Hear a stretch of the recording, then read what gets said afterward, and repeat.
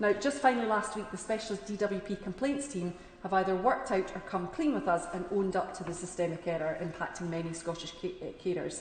They want to find a fix, but they do not have a timescale in which this will be achieved. And until then, it will be up to a claimant to realise there is a problem and each month ask the DWP to correct the deduction. I'll repeat that. They want the claimant to ask the DWP each month to correct the deduction. Madam Deputy Speaker, we all know that unpaid carers are some of the most overstretched groups of people in our society, and the DWP is telling them to take on the burden of correcting their failures every single month. Carers Week is next week. I don't think that's a message that we want to be sending from this place, or indeed from the DWP. Now, Madam Deputy Speaker, this does all sound a bit dry and complicated. Benefit applications, overlapping payments and underlying entitlements have a real human impact on the lives of our constituents.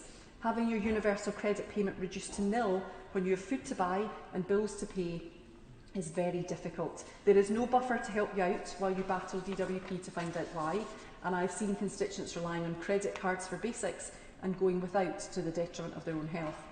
The stress and distress it causes is immense. The DWP's computer error is the reason my constituent has been suicidal. It's causing extreme anxiety to the other. They are not alone, and fundamentally this is not their fault. Madam Deputy Speaker, I want to make one final addition to my remarks before I come to a conclusion. I'd mainly prepared for this debate when we received an update this morning on one of these cases. My constituent received a letter saying that he would be receiving a back payment of the best part of £3,000. He was confused. We were confused. My office had spelled out as clearly as they could to DWP that he just needed his universal credit paid back for the period December 2025 to February 2026, in which carer support payment had been incorrectly deducted. Being given a confusing payment of too much money can frankly just be as distressing as too little.